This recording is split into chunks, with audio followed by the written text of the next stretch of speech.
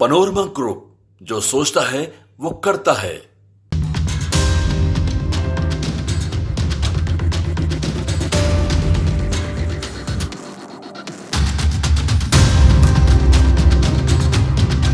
नमस्कार, आप देख रहे हैं न्यूज हाट। मैं हूं आपके साथ रितेश शर्मा। नेपाल इस समय भीषण अशांति से गुजर रहा है। नेपाल में अब तख्ता पलट होने वाला है। लाखों छात्र और युवा सड़कों पर उतर आए हैं। नेपाल में इसे जेनजी आंदोलन नाम दिया गया है। केपी शर्मा ओली की कुर्सी भी डगमगा चुकी है। इसकी वजह से आखिरकार प्रधानमंत्री केपी शर्मा ओली को अपने पद से इस्तीफा देना पड़ गया है। नेपाली कांग्रेस ने भी ओली का साथ छोड़ दिया है। अब केपी शर्मा ओली देश छोड़कर दुबई भागने की फिराक में नजर आ रहे हैं। नेपाल अब भी जल रहा है। हिंसक प्रदर्शन अपने चरम पर है। मंत्रियों के घर जलाए जा रहे हैं। प्रदर्शनकारी के डर से मंत्री लगातार इस्तीफे दे रहे हैं। अब सवाल है कि आखिर नेपाल में ओली सरकार की बैंड बजाने वाला कौन है? कौन है वो शख्स जिसने जेनजी क्रांति की मशाल जलाई है? दरअसल नेपाल सरकार ने 4 सितंबर को फेसबुक, इंस्टाग्राम, व्हाट्सएप, यूट्यूब और एक्स सहित 26 सोशल मीडिया प्लेटफॉर्म पर बैन लगा दिया। इसके बाद नेपाल ने सालों बाद युवा नेतृत्व वाले घातक विरोध प्रदर्शनों का सामना किया। सोमवार को प्रदर्शन हिंसक हो गया जब पुलिस ने काठमांडू में संसद के बाहर भीड़ पर गोली चला दी।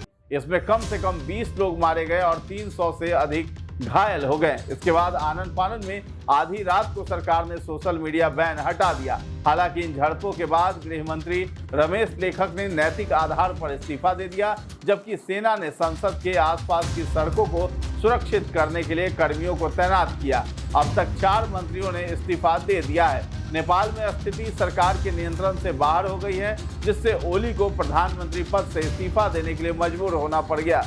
चलिए अब जानते हैं कि इस आंदोलन के पीछे का चेहरा कौन है। जी हाँ, जिसकी अगुवाई में नेपाल में विरोध प्रदर्शन हो रहा है उसका नाम है सुडान गुरुंग या सुदन गुरुंग।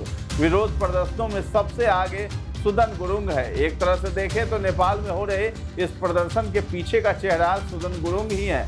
सुदन गुरुंग के संगठन हामी नेपाल ने कोविड-19 महामारी के दौरान लोगों की खूब मदद की।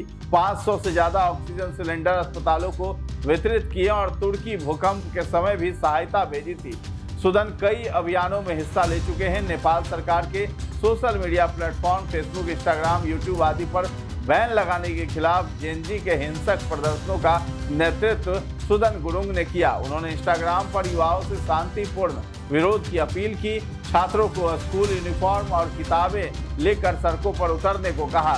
नेपाल के प्रधानमंत्री केपी शर्मा ओली ने देश में जारी सरकार विरोधी जबरदस्त प्रदर्शनों के मद्देनजर मंगलवार को अपने पद से तब इस्तीफा दे दिया है।